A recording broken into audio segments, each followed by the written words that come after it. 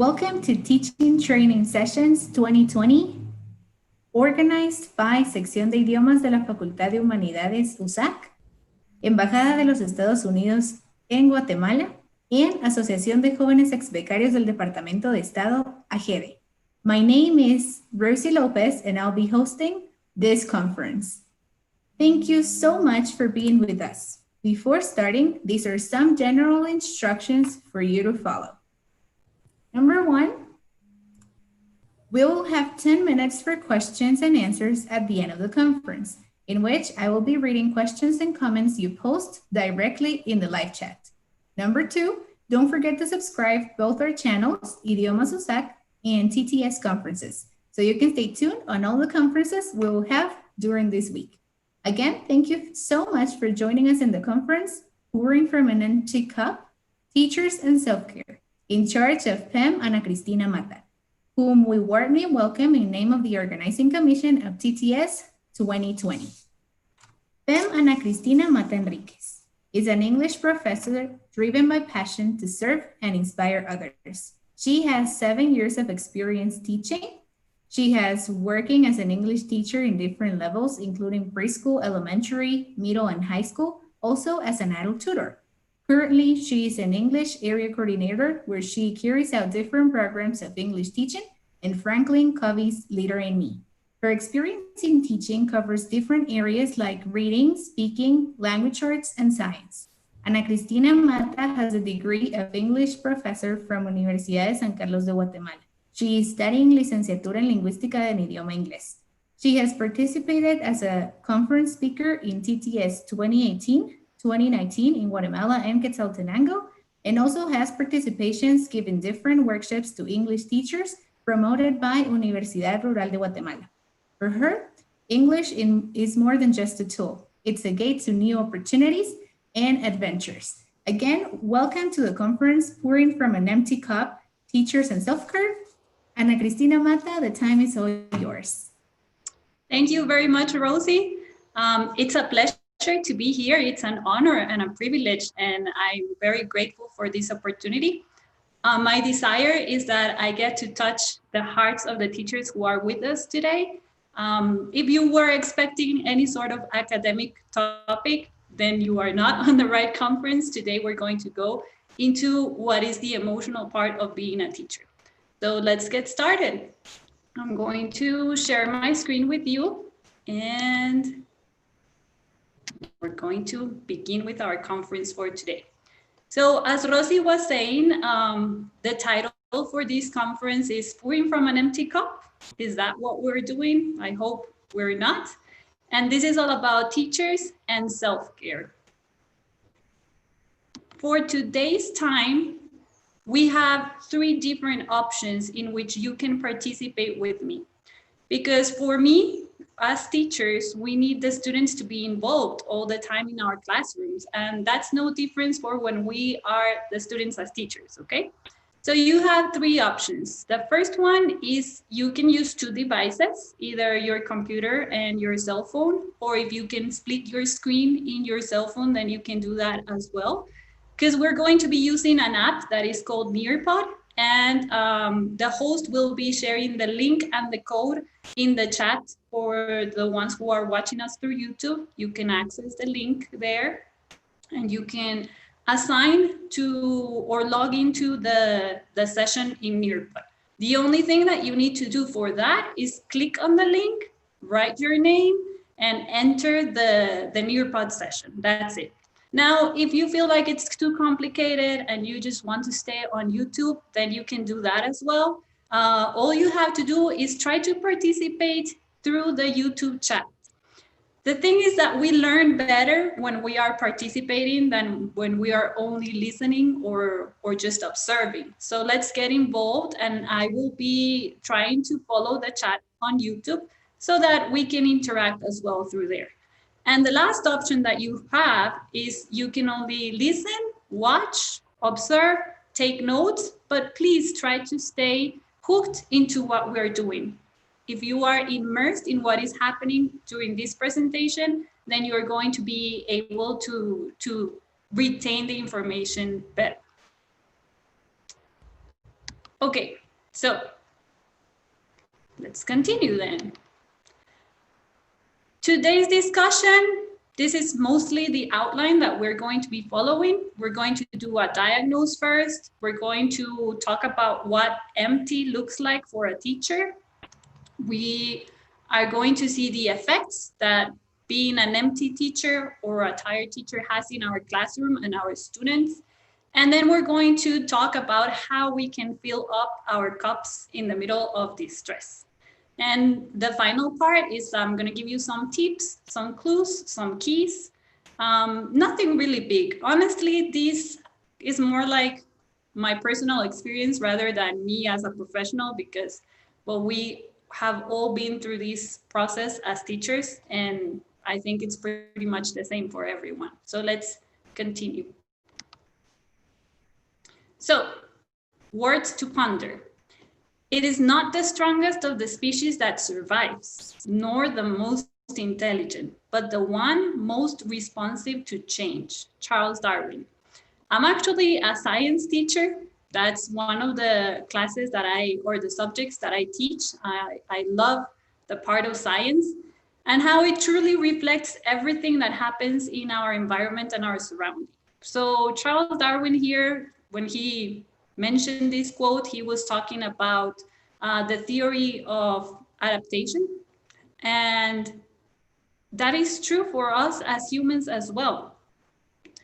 It's not the strongest, the one who is going to survive, but the one that adapts to change. And if there is something that is constant in our lives, is the fact that everything is constantly going to change. I think what we are living during 2020 is the best example for this. Nobody expected something like this to happen during this school year. And here we are. As teachers, we are thriving. We are doing our best. We are excelling what everybody expected from us. And we are adapting to change.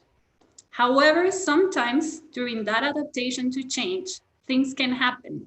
And sometimes we become tired, and sometimes we become exhausted, and sometimes we don't feel like ourselves. And even though we're adapting to that change, we are still kind of like falling short. So, how have you felt in the middle of the latest changes? We're going to go into the first activity for our time from today, and it's a series of 3 questions. So when I switch the slide, you're going to be able to answer the questions. But these questions are all related to our diagnostic. How are we feeling right now? How do we perceive the general environment around us? How are we feeling inside ourselves?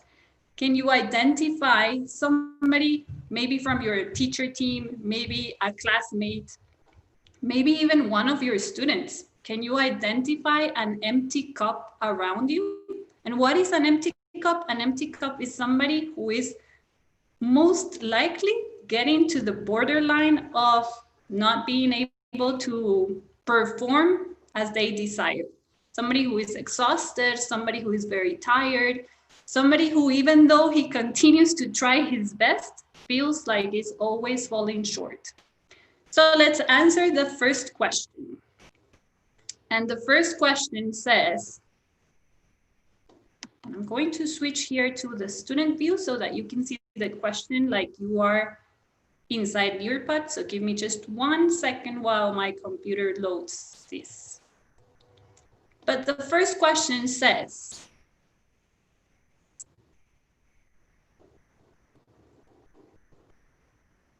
and it's a very easy question, just yes or no answer.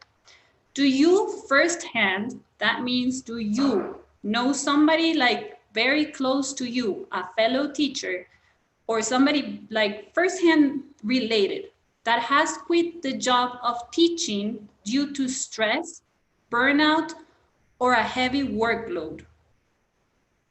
Have you met somebody who has left the career or the profession of teaching because it's just a complete burnout? It's too much work, too much things to revise and check. We have to do the grading, and then we have to talk to the parents, and it's just too much, and I don't want any more of that. Have you ever met someone who quit the profession of teaching because of that? So you can answer yes, no, very fast, very quickly. On the YouTube chat, you can also answer so that I can kind of like see what the opinions are. I know that we have over 240 people participating right now. But it's important for me to see what you think. Are we on the same page, or have you had a different experience maybe? So let's see, what do you think? If you want to participate on the YouTube chat, you can. And if you are on the Nearpod session, then please just answer the question. And I'm gonna give you just a minute for this.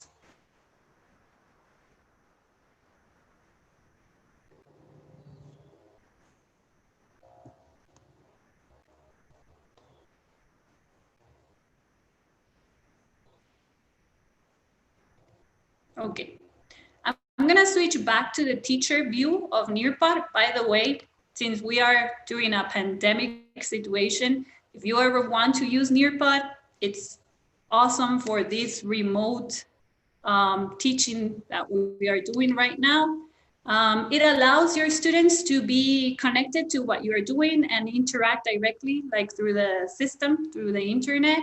And you can also show them like immediate results. So it's very good to use it.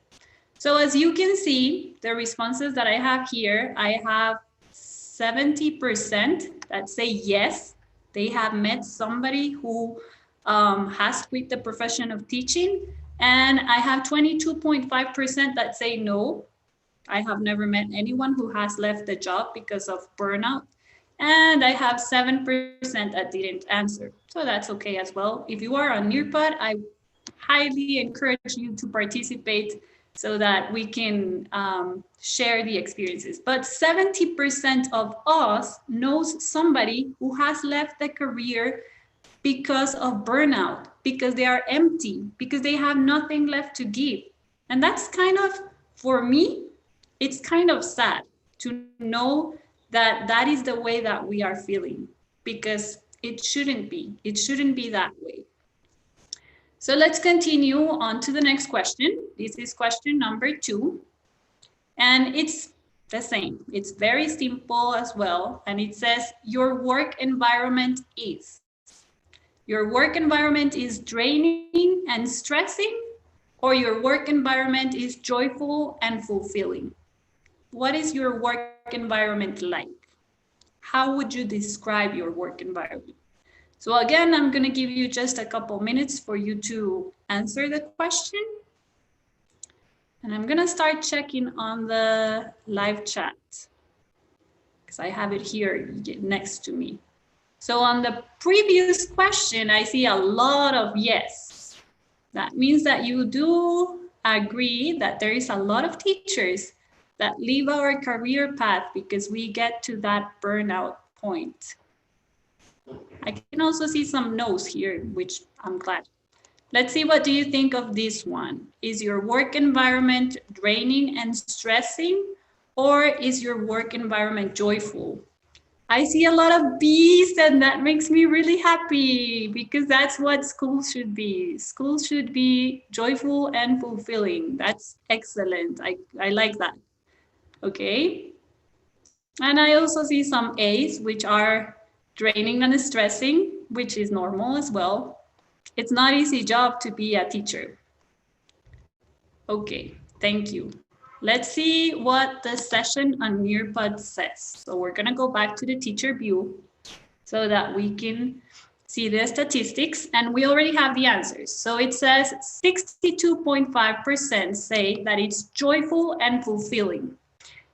17.5% say that it's draining and stressing. That's like the least minority, so that's very good. And we have a 15% that didn't respond as well, but that's okay. Okay, so this is just for us to like start getting a mental picture of what we're talking about.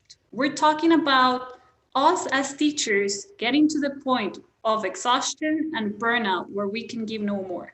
So we know that 70% knows somebody that has left the career. But we also agree that 60% of us thinks that our work environment is joyful and fulfilling, which is actually really good. So let's go to the last question. This is question number 3.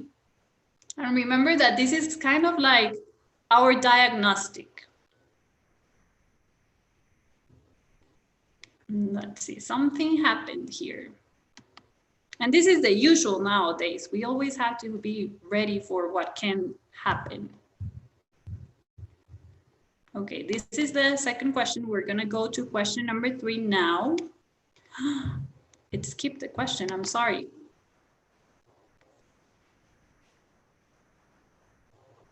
Okay, it's not letting me go to question number 3. But question number 3 said, and I want you to answer so that we can share it together. Question number 3 said, how do you feel during the coronavirus situation? Do you feel that your work has increased, like your workload and your work pressure has increased? Or do you feel like it has maintained the same? So I'm gonna ask the people on the YouTube chat, because the people who are on Nearpod are not gonna be able to answer this one. I'm sorry, I apologize. It's kind of technical difficulties that we have to face nowadays during this remote system thing that we have going on. But the people who are on YouTube chat, help me with this one. The question is, during the quarantine coronavirus situation, has your workload increased or is your workload the same? So we can start seeing the answers, and it says it has increased, my work increased. I think pretty much everybody agrees that it has increased. I see one letter B, which would be the opposite. It has maintained the same, but for everybody, it has increased. So what does empty look like? Like, now we understand that we agree that we are on the same page. We are all teachers. And even if we are on different systems, some of us are on the public system, some of us are on the private system, some of us are on big schools, some of us are on schools that tend to go towards smaller groups. It doesn't matter. The general conception is that a teacher is like a candle that consumes itself to light the way for others. I have heard this quote so many times, and when I read it, I tend to think to myself, yes, it is true. I mean, we love what we do. We are here because we have a calling and we have a passion to do it. But that doesn't mean that we should consume ourselves, because that would not be right. If we consume ourselves, then we're not able to give the best to our students, who are like the most important for us. So I'm gonna quickly go through some statistics just for you to understand that this empty cup or burnout situation has been going on for some time now. It's not something recent. It's not something that is happening because of this extraordinary and weird situation. It's something that has been happening for a long time now. So the first statistic that you can see in your screen is from United Kingdom, Britain. And this statistic was obtained by a study that The Guardian realized. And it says that just under 40,000 teachers quit their jobs during the school year of 2016. 40,000 teachers in one school year said, no more, I cannot be the teacher. This represents the 9% of the total workforce of teachers. Now, what I didn't put here, but I will talk about it a little bit later during our session, is that the problem is not only the teachers that are quitting. The problem is that new teachers coming do not balance the same numbers. They have less new teachers than the amount of teachers who are leaving. And that means that they're gonna have less teachers available, which in time means that we're gonna have larger groups of students. And larger groups of students, we know that tends to stress us more because classroom management and more work, and then it's like a cycle. So That's just the first statistic. The second statistic that we have is the one that you're going to see in your screen right now, which is from United States. This one is from United States. So you could say, okay, this is a little bit closer to us. And it says 15% of teachers, so that means about 500,000 US teachers leave their profession every year. 15%. In UK, it was around 9%, but here it's 15% of teachers. And then the other one on the bottom says more than 41% of teachers leave the profession within 5 years of starting. So less than 5 years of being a teacher, and they are ready to say, I don't want this anymore. I cannot do this anymore. I can't. And that's it. And bye-bye. So they leave the teaching profession, even though they like it, it's what they chose. And we know that in the United States, it's not like in Guatemala, like they actually have to go through a complete college career in order to be a teacher. So after all of that effort, after all of that investment, they still decide, I can't do this. I'm not ready for this. So this is just for us to realize that this is not something that we're just like generalizing or like perceiving ambiguously. This is something real. It's something that is happening among us, next to us, if not to ourselves. Because I don't know if you have already felt like you are there on that point. Okay, what effects does this have in our classroom? Burnout teachers have less quality of work. If you are on the point where you are just tired all day, I read an article where it said that the teacher would go back home in the afternoon and then he would have dinner. And after dinner, he would start planning, checking, grading, inputting notes, scores in the system until 1 or 2 a.m. Then he would go to bed. Then he would wake up at 5:30 in the morning. And every morning he would have an anxiety attack that would make him throw up before going to work. What quality of work can we expect of someone who is not healthy, someone who is not well, someone who is not whole and completely ready to do a good work? So that means less quality of work. Let's think of a teacher that maybe has not reached that point of anxiety attacks and everything going crazy, but a teacher who works late at night, a teacher who works at 3 a.m. We have typos, we have emails that were sent with the wrong grammar. Come on, we are second language English teachers. We're not native speakers. Even native speakers make mistakes. How are we not going to make mistakes? So a teacher who is burned out is a teacher that is going to have less quality of work. The second point or the second effect that we have inside our classrooms is that we have less connection with our students.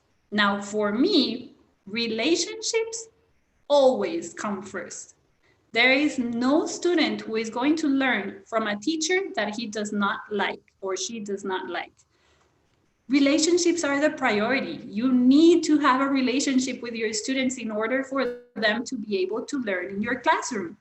And if you are tired, and if you are exhausted, and if you are stressed out, the last thing that you are going to be thinking of is, okay, I need to give Juanito 10 minutes of my time because he needs to connect with me. It's the opposite. If you are already tired, if you are already stressed, then what you do is at Juanito's first question, you snap and you go like, no, be quiet. I already explained. I already gave the instructions. That's not the point of our profession. So burned out teachers have less connection and less or poor relationships with their students. The third effect that we have in our classrooms is the high teacher loss. And that's what we were talking about with the statistics that I showed you before. Because when we lose a teacher in the middle of the school year, we know that the curriculum is going to be interrupted. It doesn't matter if administration has like an excellent performance and they find a substitute like very fast, or within our English team, we're covering the classes. So it doesn't matter. We're okay. We're covering. No, each teacher is different. We all have a different style. And that means that when a teacher leaves the school year during the middle of the school year, the curriculum is going to be interrupted because the teacher style is going to be different, because the ones who are substituting are just going to be giving the content, but there is no relationship, but there is no continuity. So that means that the students are going to have a lower quality of knowledge and learning and everything that is related. And the second one that is related to these teaching laws is the financial investment to substitute the teacher. I know that we as teachers usually don't really play the role of the administrator, but when you are on the other side as an administrator, you know that losing a teacher in the middle of school year is going to cause you financial loss. You're going to have to invest your time, you're going to have to invest financial resources to find a new teacher who is going to substitute this teacher that simply couldn't do it anymore. So the statistic that you have here is from a school. It measures the amount of new teachers. The sky blue is the amount of new teachers per year. Then the pink line shows the amount of teachers that left in the middle of the school year. And the dark blue line shows the student performance. So as you can see, it goes like it's opposite. 2013, 4 new teachers, and the students were kind of like at a loss because all teachers were new. So this is just one example from one school, but we know, and I can read on the YouTube chat, even though I'm talking here, I'm keeping like record of what you are writing, and I read, I can relate, it depends on the administration, I agree, nice point. So we know that this is happening. Now, what are we going to do about it? So before I tell you what we're going to do about it, we're going to watch a video. Now, for the ones on Nearpod, you are going to be able to watch it yourselves. And for the ones who are with me on the YouTube, I'm going to play the video for you. So it takes around 3 or 4 minutes. It's not a very long video, but let's watch it.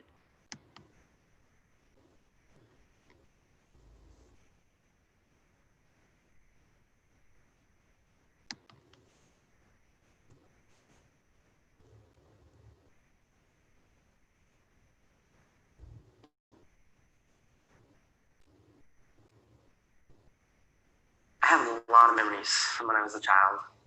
One that's always stuck out to me, though, was when I was about 10 years old, and I was in school, and I struggled. And I didn't struggle with English, math, or science. I struggled holding still. And I would try to listen, focus, and process ideas, but I couldn't help myself. And to be honest, I would sit there and then I would just start tapping. And the students in the class would look at me and they'd say, "Hey, stop tapping." A lot of the time, I didn't even realize I was doing it. And then eventually even the teachers got after me and they would yell at me and they'd say, "Clint, you have to stop tapping." It got so bad that I got sent to the principal's office for tapping. And he said to me, "Okay, maybe when you go back to class, just try sitting on your hands." So I did. I went back to class, and when I felt myself starting to tap, I did this. I sat on my hands. And that worked for about 5 seconds.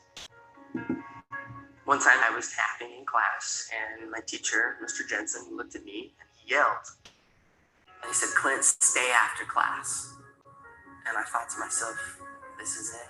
I am done. Now, I've always been the type of person that believes that a single moment in time can change a person's life. And this was one of those moments for me, and I will never forget it. So I was sitting there with Mr. Jensen and an empty classroom. He walked past me and he sat next to his desk and he said, "Clint, come here. I'll talk to you." And as he looked me right in the eye, he said, "No, I need you to know something. You're not in trouble. But I do have just one question that I have to ask you." And he asked, he said, have you ever thought about playing the drums? And in that moment, Mr. Jensen, he leaned back and he opened the top drawer of his desk. And he reached in and he pulled out my very first pair of drumsticks. And he held them in his hands and he looked at me and he said, hey, Clint, you're not a problem. I think you're a drummer.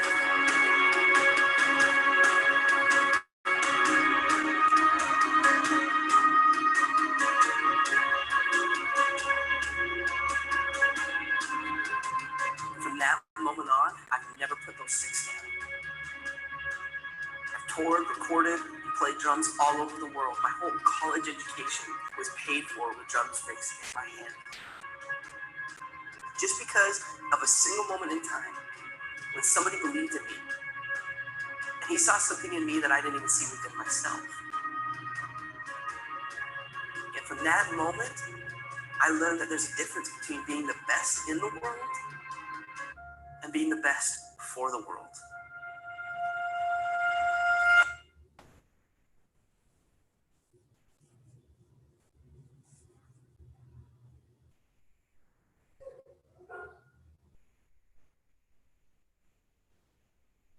Okay, I hope you enjoyed that video as much as I enjoy it every time that I watch it. What is our job as teachers? What do we want to achieve? What are we here for? Like, why did we decide that we wanted to be teachers? For me, the video shows everything that I'm talking about and more. A teacher who is able to like see beyond the moment, who can see the talent of the student, who can see how far they can go. I just read on the YouTube chat and somebody wrote there, we have to trust our students. Yes, we have to trust our students, but we have to also give them the tools so that they can have the best future possible. I don't know about you, but me as a teacher, I want to see my students go way beyond what I have achieved. Like, I want to see them thrive and succeed 100 times more than what I have been able to succeed. And for that, they need me to be good. They need me to be well so that I can give them the best of myself. So let's continue then. How do we fill our cups so that we can give them the best that we can? I'm going to talk about 5 main points. First is organization. And I have a lot of people who know me who are watching this session, this workshop. Organization is not my forte. Actually, it's one of my main weaknesses. I'm really not good at organizing myself, but it's something that I have intentionally been working on lately. I'm not an expert on this, but I have learned different ways in which we can organize ourselves and in which we can improve this part of our lives. And organization is key to us as teachers. The second one is our focus. We need to have a clear goal and a clear objective of why it is that we're doing and what it is that we want to achieve. I once read a quote that said, when things get difficult, you just have to think of the why, not where you want to go. Why? Why are you doing what you're doing? Communication. We have 2 different roles here. We have administrators and we have teachers, and we need to work together. So communication is a key factor for anything in life.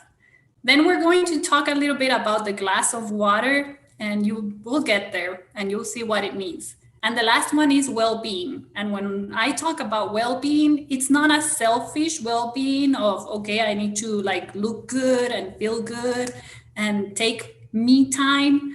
It's not about that. It's about like a complete well-being of ourselves. So let's get started point by point. We're going to go little by little. So the key is not to prioritize what is on your schedule, but to schedule your priorities. This is a quote from Stephen Covey.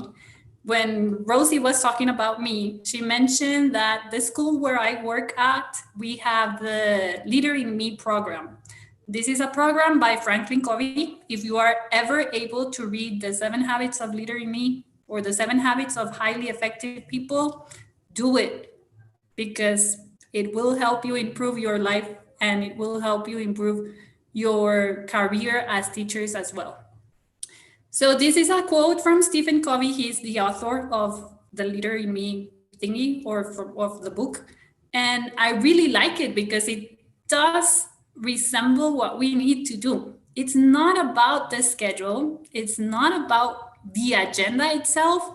It's about what are your priorities. Do you have your priorities clear? Like, what is most important to you? If you have your priorities clear, then everything else regarding organization is going to be easier. Why? Well, the first thing that you need to consider is your time.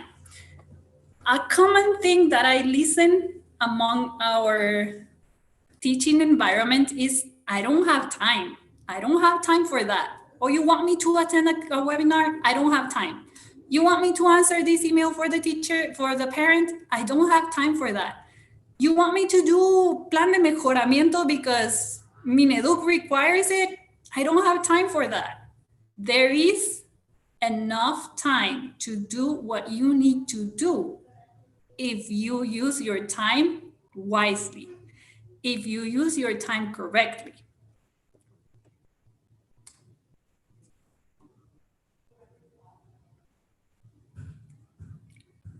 Rosie, I think something happened and I'm not sure if I'm still online.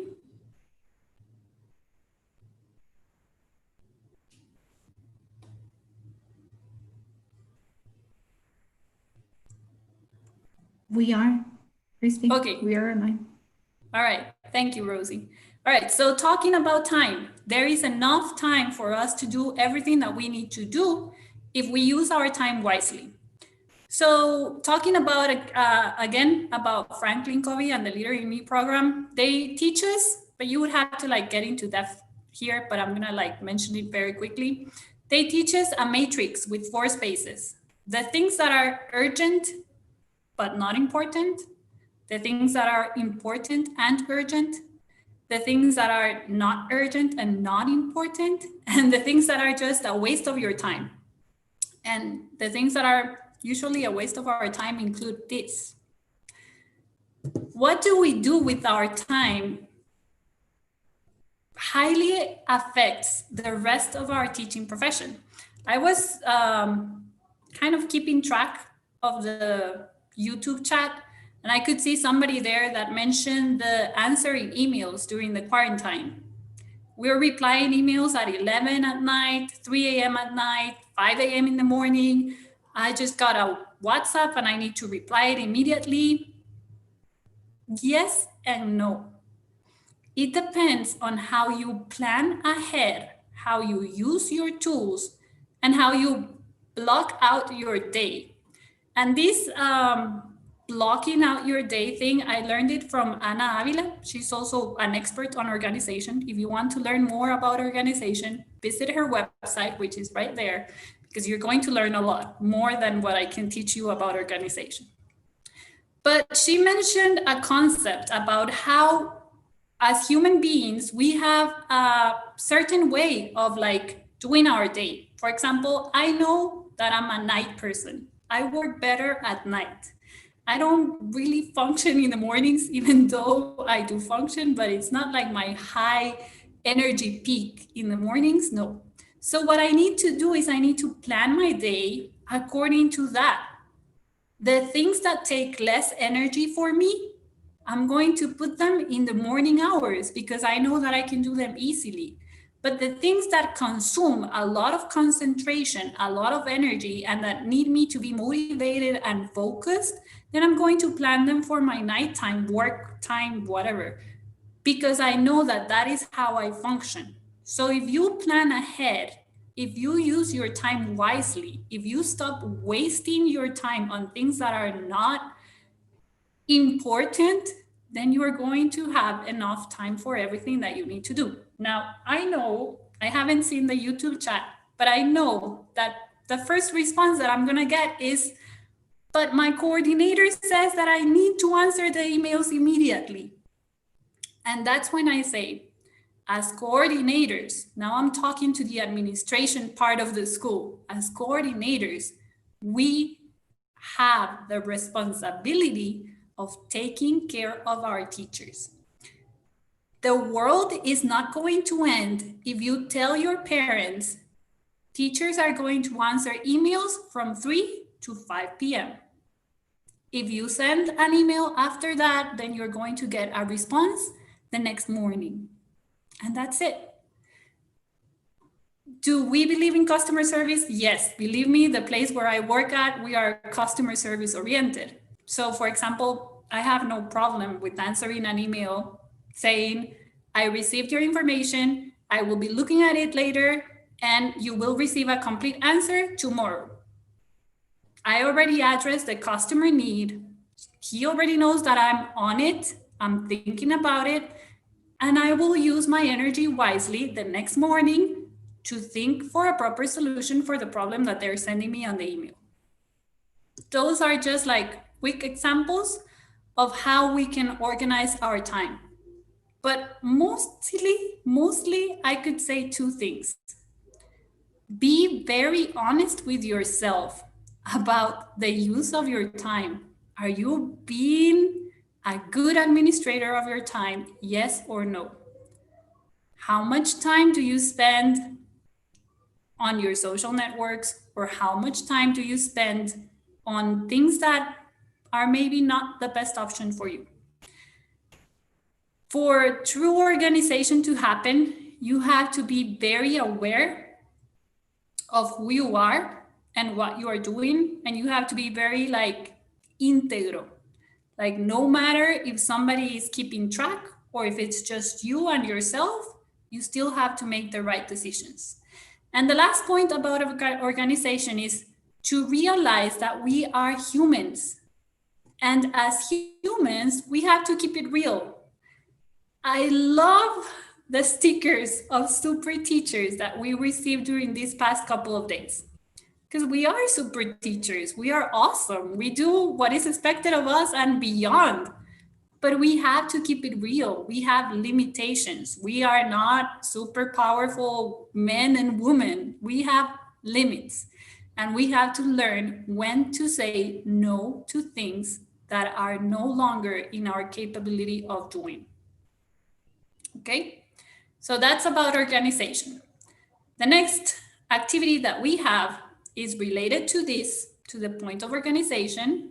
And for the ones who are on Nearpod, again, you can answer on Nearpod. And the ones who are on YouTube, I'm going to read the questions for you and you can answer on the YouTube chat.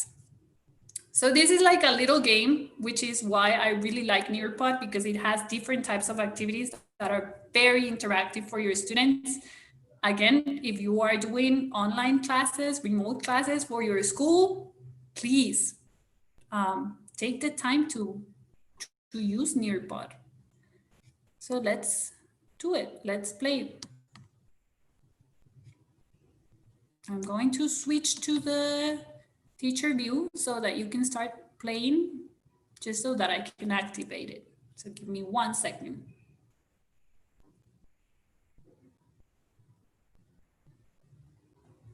All right.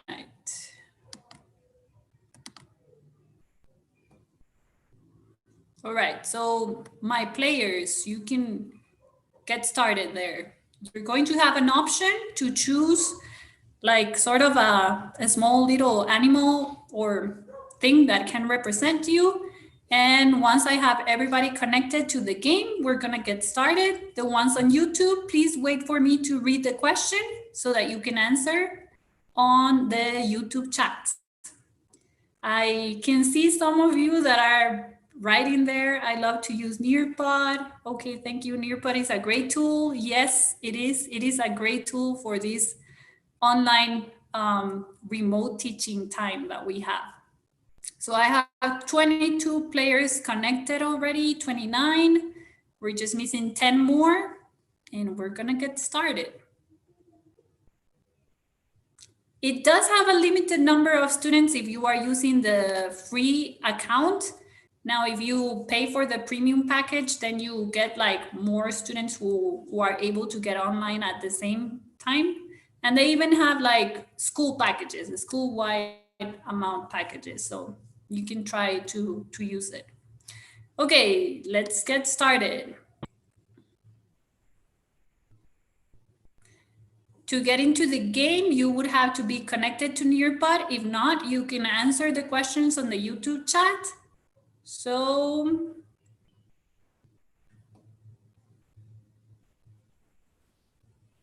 let's see how it works.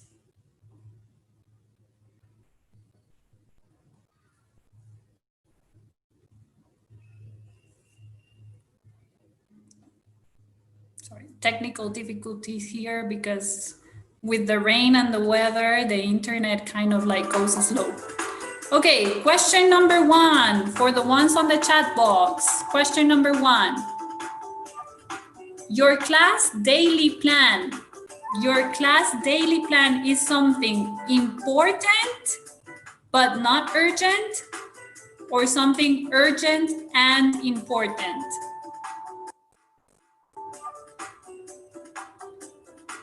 Question number 2. Social networks belong on what block period of your time? Where do you put social networks on your day-to-day?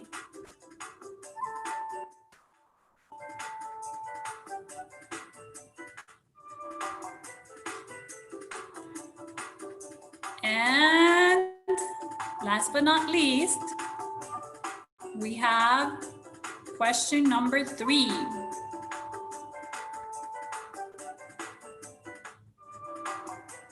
Question number 3. Teachers are supposed to do everything and more? Yes or no? Teachers are supposed to do everything and more? Yes or no?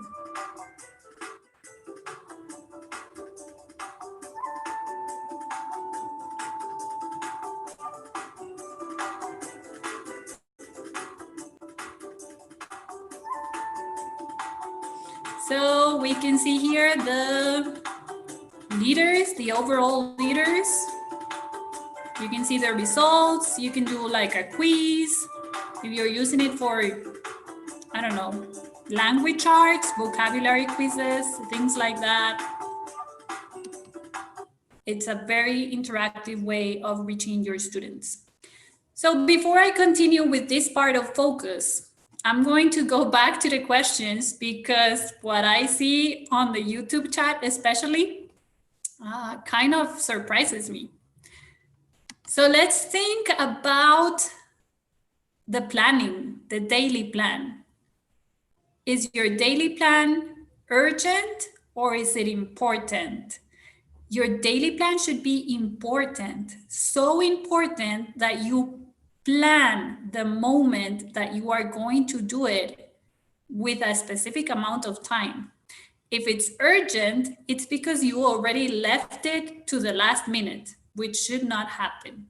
If you plan your week from the start of the week, if you plan your month, when are you going to plan your classes? You plan the moments to plan so that it is important. It is so important that you are setting apart the moment that you are going to dedicate yourself to do it. It's not something urgent. It should not be something urgent. Now, the second question said, where do social networks belong? And I read on the YouTube chat, I read a comment that said at night for relaxing time. And yes, it's okay if that's your way of relaxing and just like letting it all go and just escaping for a couple minutes. Just be very honest with yourself. How much time are you going to spend on your social network? And you can be so committed to yourself and your organization time that you should actually have like an alarm or a stopwatch or your clock there to tell you your 30 minutes are over and that's it, no more. And we go back to the part of being true to yourself and being strong for yourself, because you need to be that. You cannot say, oh, yes, I'm just going to see or observe my social networks, interact for an hour, and then you spend 3 hours there, because then you are only fooling yourself. So it's not going to be right. And the last question said, are teachers or super teachers supposed to do everything and more? No, we're not supposed to do everything and more. If there is one thing that I hope to achieve with this session, is that we realize how normal it is for us to not be perfect, how normal it should be for us to be honest and say, hey, I need help with this because I feel like it's too much and I'm burning out. Can you help me? There is nothing more important to a teacher and the success of a teacher than the body of teachers that surrounds him or her. That is very important. We need to be able to have a reliable net or a source, or however you want to call it, a backup that supports you. Okay. So going on to the next question, or the next point, what is your focus? Focus. So we already talked about organization. Now we're going to talk about focus. A clear vision brings peace. If you know where you want to go, where you want to finish, what is your goal, your target, then you're going to know the way. Maybe not the how you're going to get there, but if you know where you're going, then you're going to be like very clear about what you need to do. So here I just want to reflect on two aspects. As a teacher, what is your legacy? What do you want to leave behind? You as a teacher. What type of teacher do you want to be remembered as? Do you want to be the fun teacher? Do you want to be the teacher who knew everything and could solve every math problem? Do you want to be the teacher that connected with their students, the teacher who loved reading, and so you passed on a legacy of love for reading, literature? We can be so different and we all have so many different talents, but we need to have a clear vision of what is our aporte, what are we leaving behind. And now on the side of your students, what is your objective with your students? Do you want them just to learn the content? Is that what you want? Do you want students who graduate high school with the scores of 100 from Mineduc? If that's your objective, it's okay. Work for it. Organize your time for that, because that's what you want to achieve. Now, if your objective is different and what you want is a student who can change the world because they are so good in solving problems and so good in communication and soft skills and competences, then pour yourself into that and work for that. But you need to have a clear vision of what it is that you want to achieve in order for you to work towards it. Use your energy to what you want to get. Where do you want to go? And what do you want to obtain in the end? So for this vision topic that we are talking about, we have one more activity here.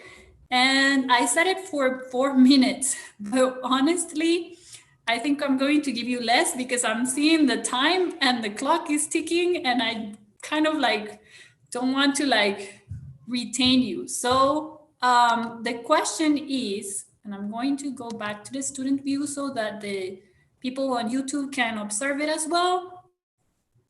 And the question says, as a teacher and as a human being, you as a person, imagine that you are on the day that you died. I know it sounds kind of like creepy and frightening. It shouldn't be, but it sounds like that.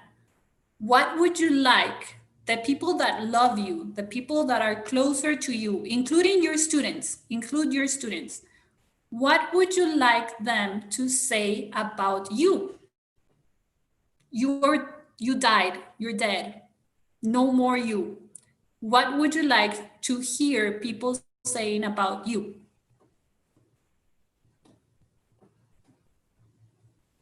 So I'm reading the YouTube chat right now, and it says, I want to be a model teacher. I would like to become a teacher to be remembered by caring and teach in the best way as possible. I want to inspire them. I want to learn and practice for life, not only for the moment. It is important to be a model and transmit a positive mind. So you would like to be remembered for positive. That they won't ever forget me. Relationships, that's what makes our students not forget us. That she was a nice, caring person. Now it's going kind of too fast, so I'm going to slow down. I want to be remembered as the teacher who made them believe that they could do everything in their lives. The teacher that inspired them to be the best version of themselves. A teacher who always listened, was patient and kind. Those are some interesting comments. I like them. The teacher who taught to inspire and be themselves. Okay, so if you have a clear vision of what you want and where you want to work towards, then use your energy for that. Organize your activities, plan your activities according to that. Don't limit yourselves by the book. Don't limit yourselves by the content. If you know who you want to be and what you want to be, then work towards that. A loving teacher. Now let's see what the people on Nearpod said. I'm going to switch again to the teacher view so that you guys can see what the people on Nearpod said. Let's see this one. I would like to hear, I'm going to miss her because she understood me. I'm going to miss her because she helped me a lot. I like it. That means that you have to plan time to listen to your students. Spend one-on-one times with them. Recess time to talk them. I want to be remembered as the teacher who never gave up. Okay.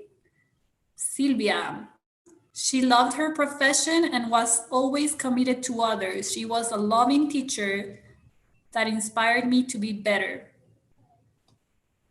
That's an awesome goal, Silvia. I like it.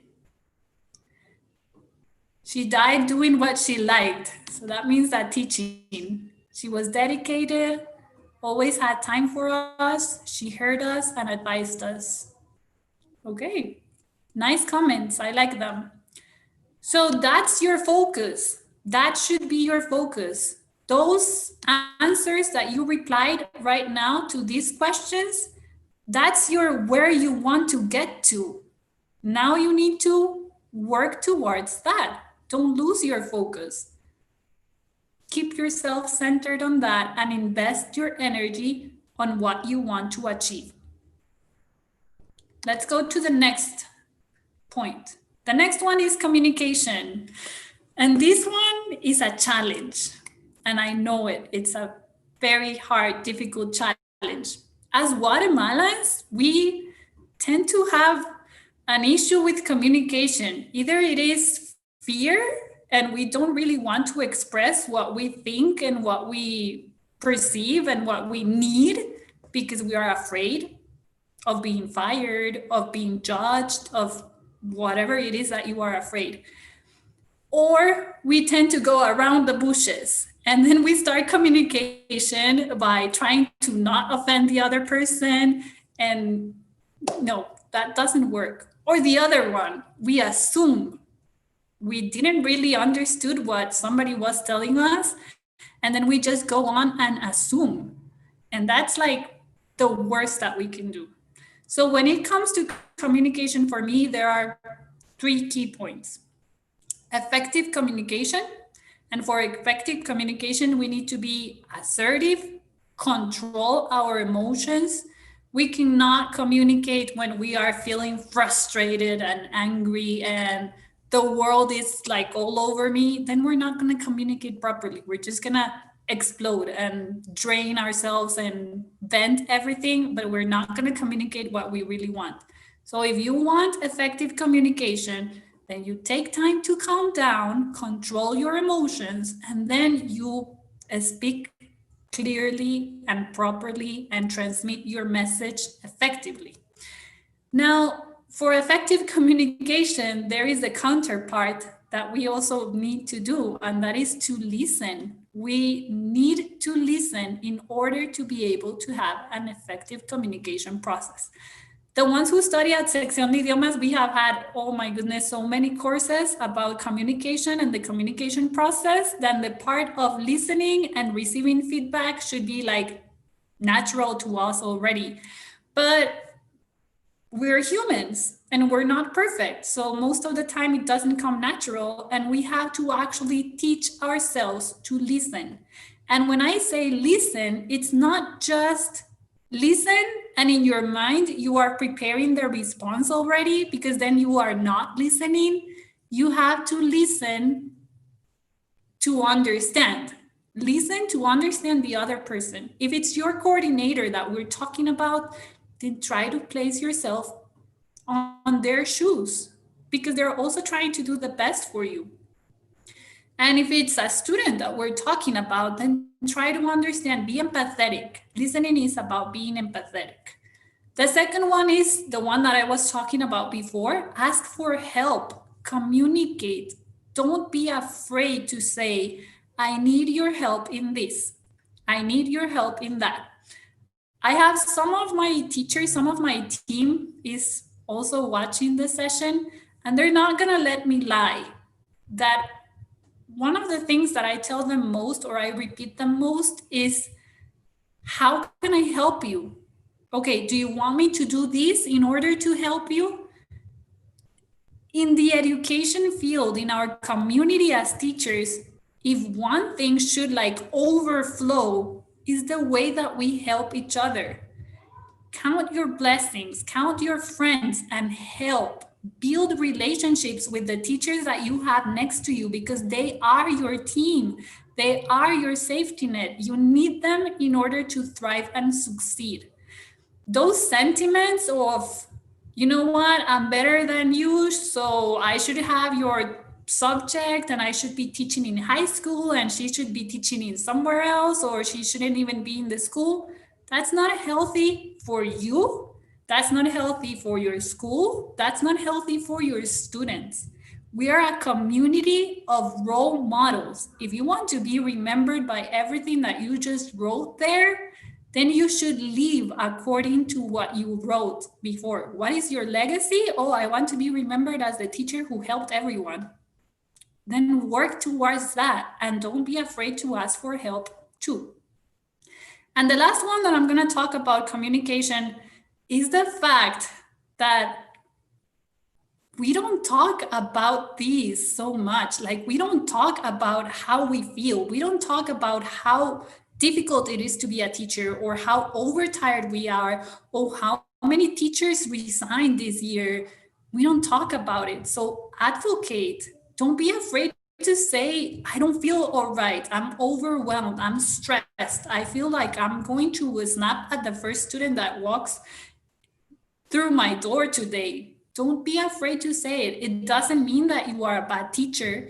It means that you are reaching out to be a better teacher. It means that you care about your job so much that you are open to it. And then I'm going to go to the other role as well, which is the role of administrators. We shouldn't condemn the fact that a teacher approaches us and tells us, I'm not feeling okay. It's too much. We should be so mature to be able to understand them. The fact that we are in the administration side doesn't mean that we have already forgotten what it means to be a teacher. Like, we should always be aware of their needs. For me as a coordinator, my job as a coordinator is to serve my teachers. I am their despeje de caminos. If they have a problem, it's my job to make their life easier. And I hope that for other coordinators, that is the same as well, because I think that's the most important function of our roles or our jobs. But we need to start talking about this topic. And I'm not going to say like mental health per se, because I don't know if it's exactly that. I'm not a psychologist, so I'm not going to go there.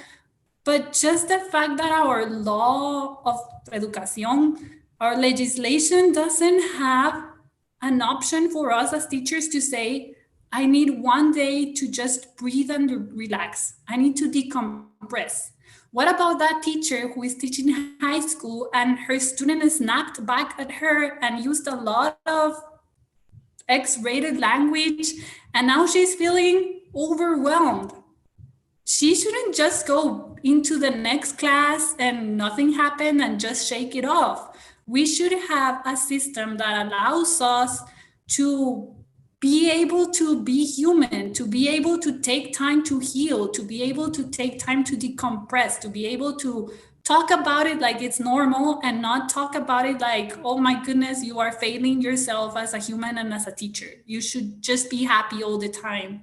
That's not true and that's not right.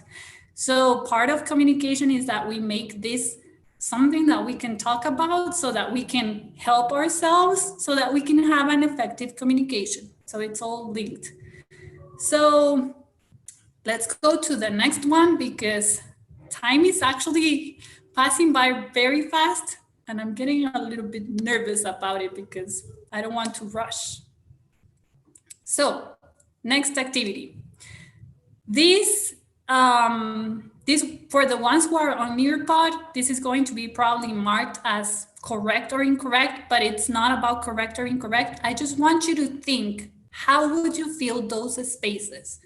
So if you are talking to your administrator or your immediate boss, how would you fill those blanks? How would you complete that conversation? Hello, I would like to talk to you for a minute to tell you about what? What is that thing that you haven't been able to talk to your coordinator about? How does that thing makes you feel? How does that situation affect you?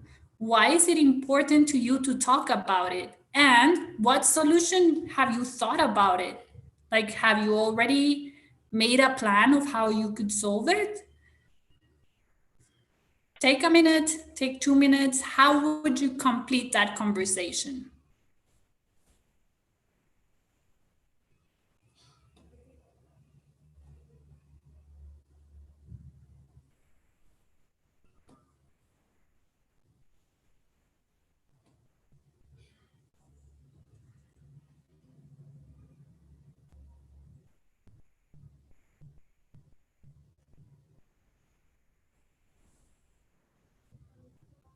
How would you complete the conversation?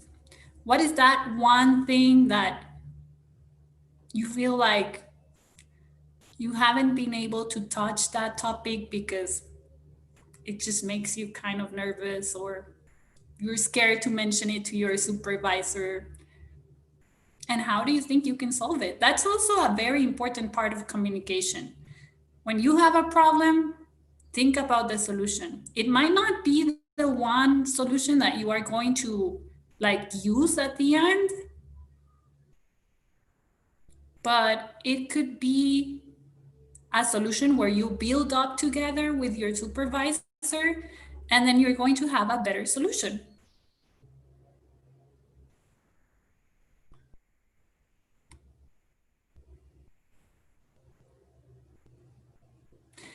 I cannot see it very clearly. Okay, I'm going to read it for you again. So it says, and here you are imagining that you are talking to your supervisor. So it says, put the name of your supervisor there. Hello, Christy, I would like to talk to you for a couple minutes because I want to tell you that Juanito today, he really made me angry. He said mean words to me, and this made me feel like so angry that I was out of my control. I was almost ready to like talk back to him.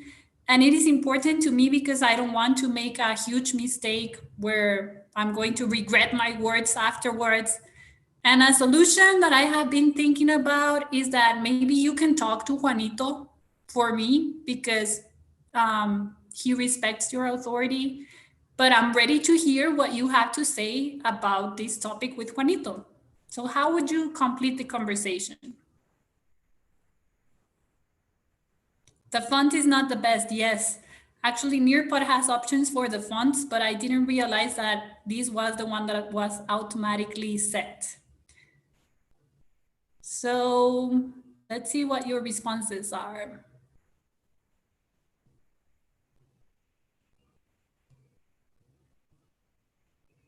So I have here one, excuse me. Oh no, that's about the registration. Never mind. Good morning, Miss. Can I talk to you about? I would like to talk to you about how important it is to pay attention to the teacher and not only blame them when a student or a parent has a complaint that sometimes is not exactly how they explain it. Nice, Evelyn, I like it. Why would that be important to you? And what solution could you think of? Let's see another one. I wanted to talk to you about the parents. They're worried and I want to address their questions, but I don't give these students classes. Not to be homeroom teacher of a group, I don't give classes too. Interesting. Why is that important to you? And what solution could you come up to that? Okay, I would like to talk to you for a minute to tell you about my planning. This makes me happy. It is important to me because I organized all my classes. I would be a very proud coordinator, Ilse. I like that one. Always use iMessages when communicating your thoughts and feelings to people. Thank you for that tip. I want to tell you that I'm feeling exhausted. And I feel that sometimes people don't see all the work that I do, but only the work that I couldn't do the best way. Interesting. My supervisor is very nice, so we have good communication and we always have solutions. That's awesome, Cecilia. Okay, so that's communication. It's important for us to be clear about our way of communicating. Now about the glass of water. I actually have a bottle of water here. If someone has a glass of water there next to you, if you can hold it like this for a couple of seconds, minutes, time, and I'm going to ask one question for the YouTube chat. What is the weight of this water bottle? How much do you think it weighs? What is the weight of my water bottle? Let's see. Pounds, libras. How much do you think it weighs? Or onzas, because onzas are for fluids. Whichever you prefer. Does it weigh a lot? Does it weigh little? Does it weigh normal? What is the weight of the water bottle? Half a pound, 2 ounces, 1 pound, half a pound. Okay. Half a pound? I don't know. 1 pound? 8 ounces? That's very exact, very precise. 1 liter? No, this is not 1 liter. This is the small one. So not 1 liter. 750 mLs. Somebody sells Tupperware because they know how much it weighs. 16 ounces, 500 grams. Okay, Now let's continue. So if I hold it like this for 30 seconds, it's not really about the weight, the precise weight. It's more about how long do I hold it. If I hold it for 1 minute or two, I'm fine with it. If I hold it for like 5 hours, or probably like less, 1 hour, because I'm very skinny. So 1 hour and my arm would be numb. It would be hurting. It would be so bad that for me, the water bottle would go from 750 milliliters to like this weight, the weight of the world, because it's not about the weight itself, but how long have I been holding it? And it would be basically impossible for me to hold the little water bottle for more than a day or two. And the same thing happens to us with our situations. Sometimes not even our problems. Sometimes just regular situations that we grab onto and do not let go. So this is about what is it that you are grabbing yourself from? And what is it that you are not letting go? What is in your teacher backpack that is making the weight so heavy because you have been holding on to that for how many school years now? What are those situations that are probably not even in your inner circle of action? Sometimes we hold on to things that are not even in our control. Oh, yeah, but the parents, they're always complaining and they're always criticizing. That's out of your control. You are not going to be able to control what a parent in their houses, the environment that your students have. That's, you're not going to be able to solve that. So you need to open your hands and let it go. You need to focus yourself on those things that are under your control, the things that you can actually take action on, the things that you can change. So here are just 3 tips for you. Let go of those things that are not under your control. Let go of the things that make your teacher school bag heavier. Do not hold glasses that do not belong to you. If it's not in your inner circle of action, then let it go.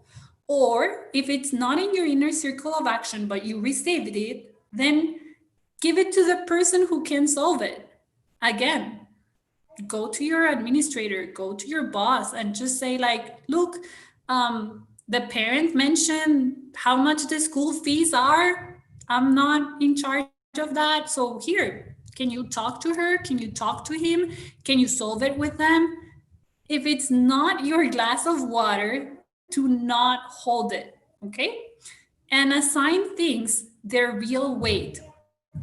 Many times I have talked to teachers who go like, oh yes, but it was like a small situation, and in that moment it seems like it's the end of the world. The mom of Carlitos is upset with me because he didn't reach the exoneración, and so she hates me now. Did you do your job correctly? Yes or no? So it's not the end of the world. So give things their real weight. Oh no, but my coordinator, she's always saying the things that I do bad, and she's never praising what I do correctly. And I need, positive reinforcement. So talk to her. Give it the real weight that it has. Go up to her and tell her, look, I feel frustrated because I feel like I do everything wrong because you never say the things that I do right. So could you tell me, like, could you give me complete feedback? Do you think that there are things that I have done correctly? Or is everything that I do not well? And how can I improve? Assign things their real weight. Don't drown yourselves in the glass of water. So that's the glass of water. And the last one is seek for a balanced well-being. And here I'm going to kind of like address Franklin Covey again, 7 Habits Leader in Me. Your body, your mind, and your soul. You cannot care for only one of those 3. You are actually caring for yourself as a whole, complete. You need to care for your body, your physical body, exercise, diet, healthy food, no sodas, drink water. We talk all day, every day, so we need water. And again, here, the excuse of, yeah, but I don't have time. I need to do my daily plans. You just said that your daily plans are important, not urgent. So make time happen.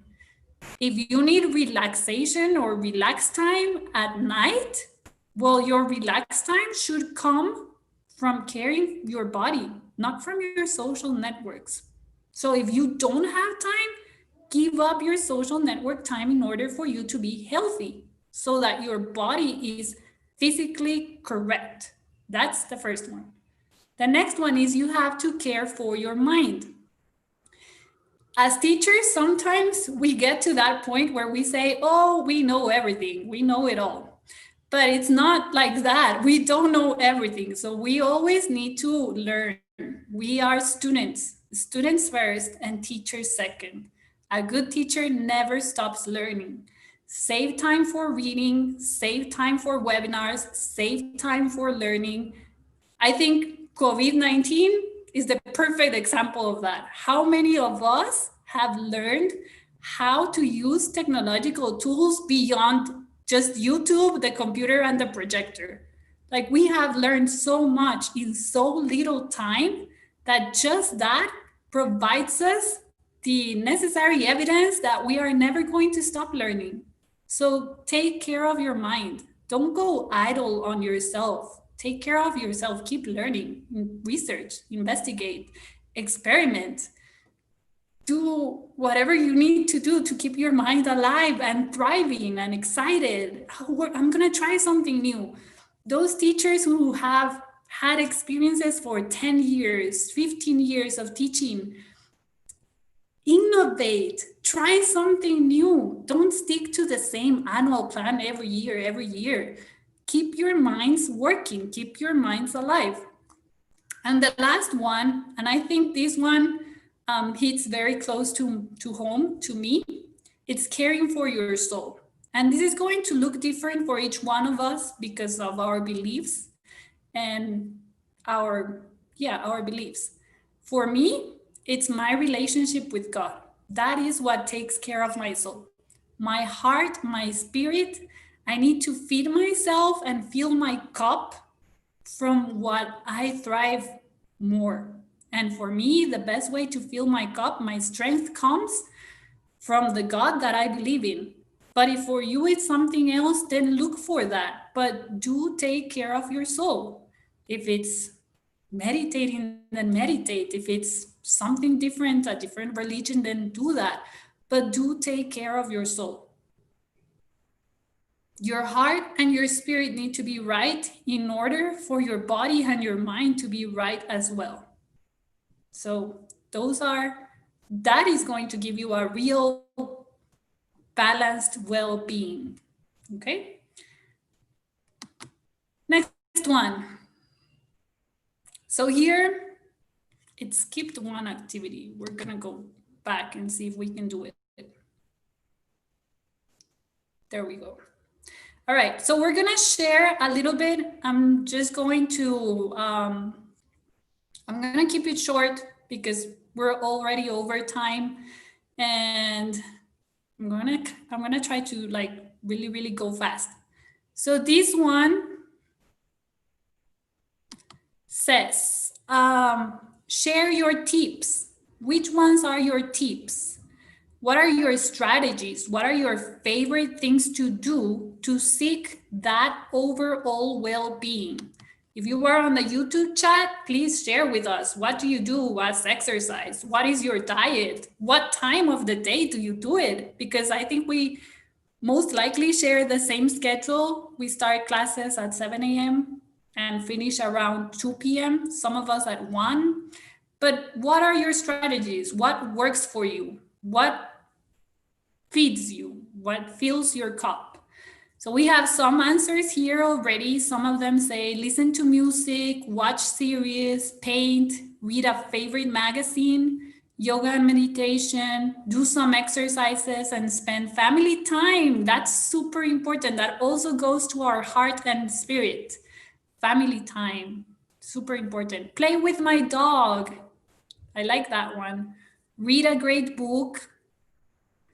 We can do small passes in our spots, like moving around our chairs. Move your head and shoulders. That works for me too. That's true. Listen to music, exercise, watch series, take a nap, listen to very good music, and cook. I like cooking too. Nice. TV programs, TV shows, just remember, set your times correctly. Don't overdo it. That Netflix binging for the whole night because I want to finish the whole series in one night sounds awesome. And yes, it relaxes us, but in the end, it's going to have negative consequences. So always keep in mind your time organization so that you can balance yourself correctly, okay? And on the YouTube chat, we have music, dancing. I have one here. At night, I used to walk for an hour, drink water, and share time with my daughter. Very good. I walk 30 to 40 minutes every day. That gives me energy. I also listen to music. I love that. I love music too. Workout in the afternoons, listening music aloud, obviously family time. Okay. Avoid social media as much as possible. Spend family time, meditation, self massages, and cooking. Very interesting, Evelyn. I like that one. Fill my mind with positive things such as reading, doing exercise, a good movie with my family. So, overall well being, balanced, every part of you, not just some parts of you, every part of you. All right. Let's go into the last part, tips, clues, and keys. Tips, give it time. This is not going to be a change for you that happens from the morning to the night or from the night to the morning time. It's not a speed race, it's a marathon. So give it time. Commit to yourself. Have discipline.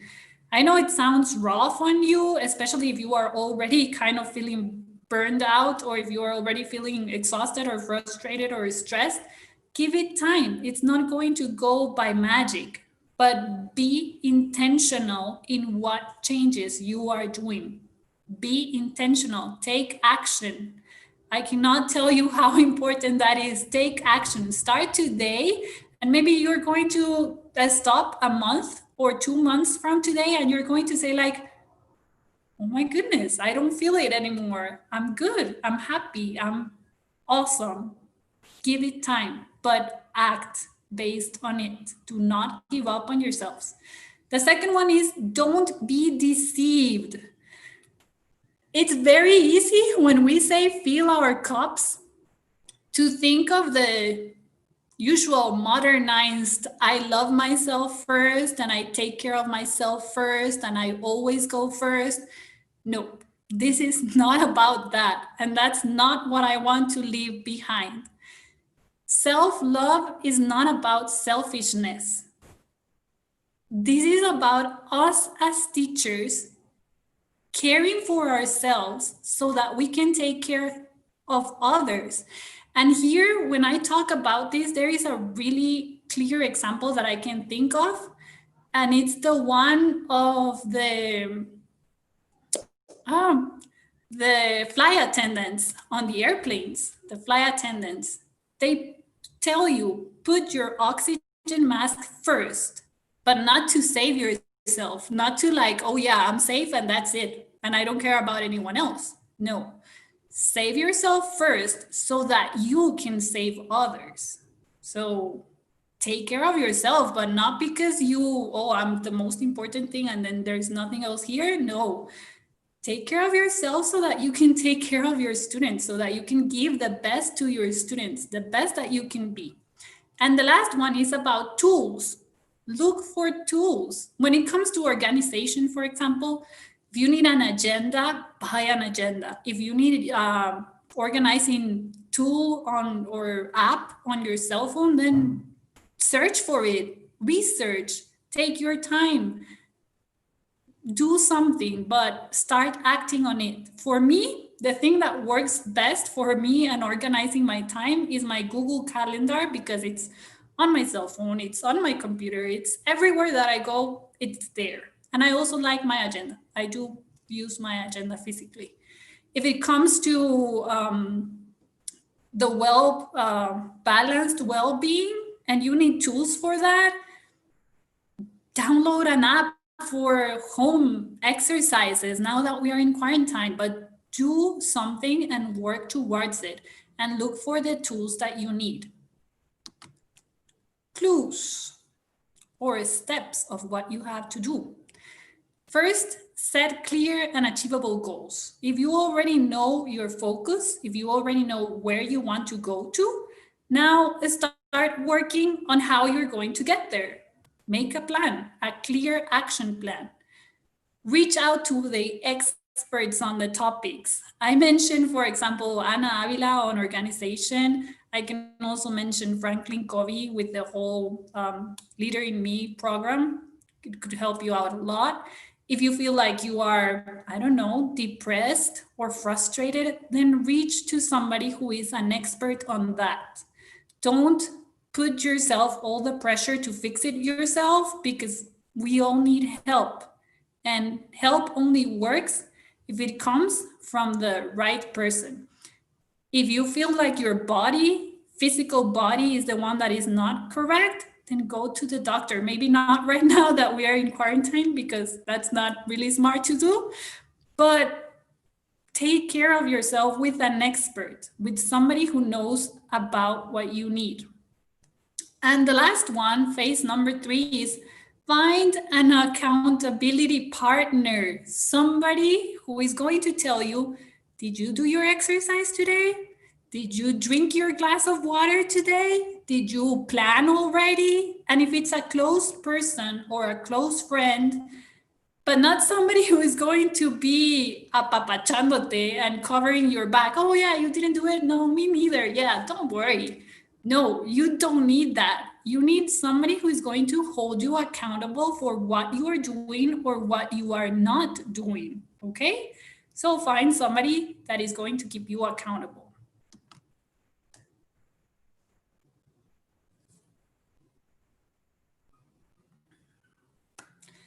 And I'm just gonna finish again with a quote that says, self-care is giving the world the best of you instead of what is left of you.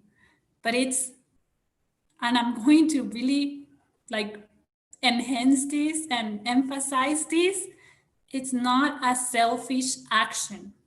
It's for you to give the best that you can give your students, your coworkers, your parents, your siblings, your mom, your dad, your daughters, your sons.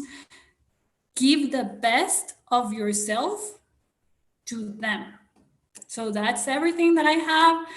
I kind of read some questions here and there, but I'm going to leave the time to Rosie, so that Rosie, you can wrap it up.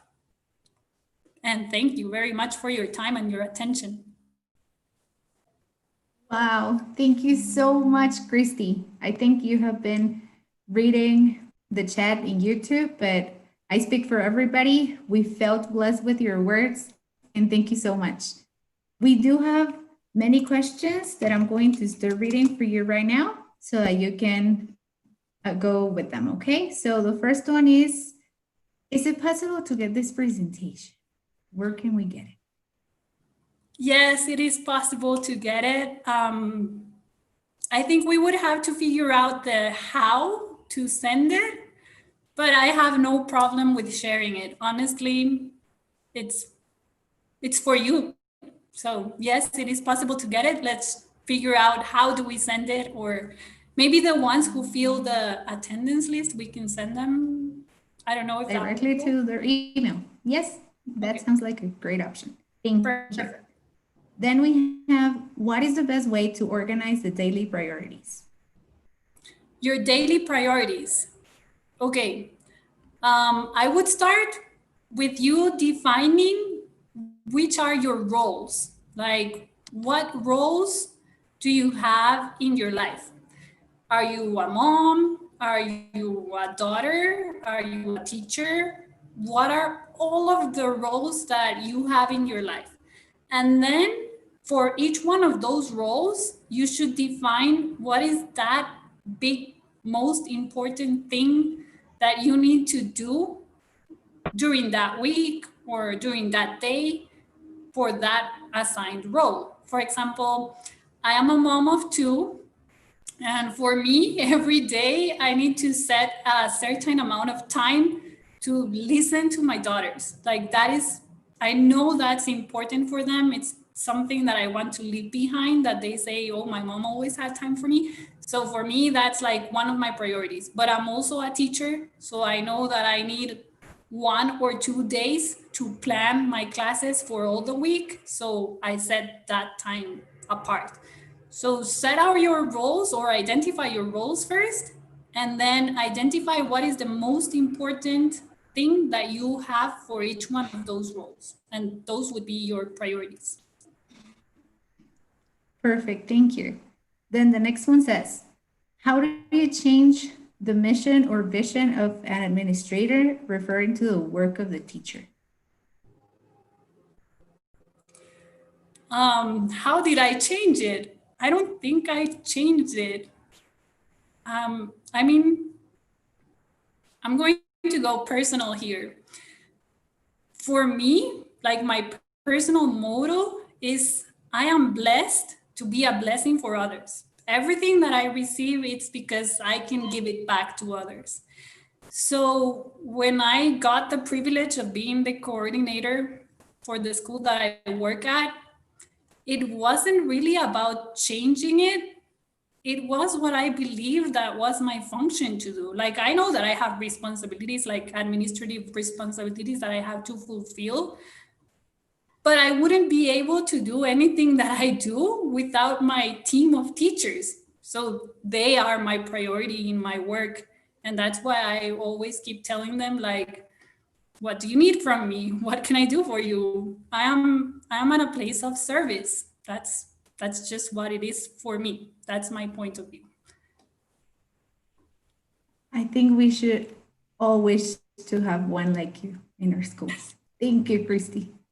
Okay, next question says, what type of activities should schools promote to help the well-being of the teachers? Like, what ideas can you give?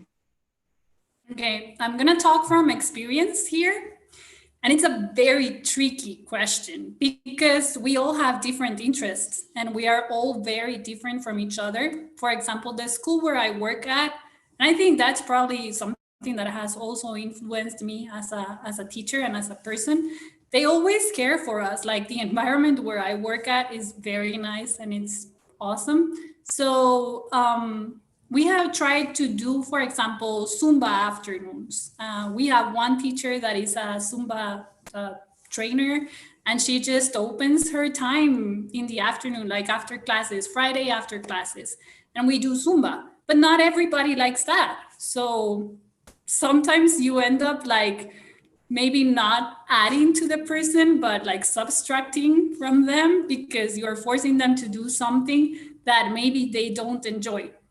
And so you have to find a variety of activities. I think by now we have reached a point where we understood that. So what we do now is we have like different activities every certain amount of time, and we have celebrations.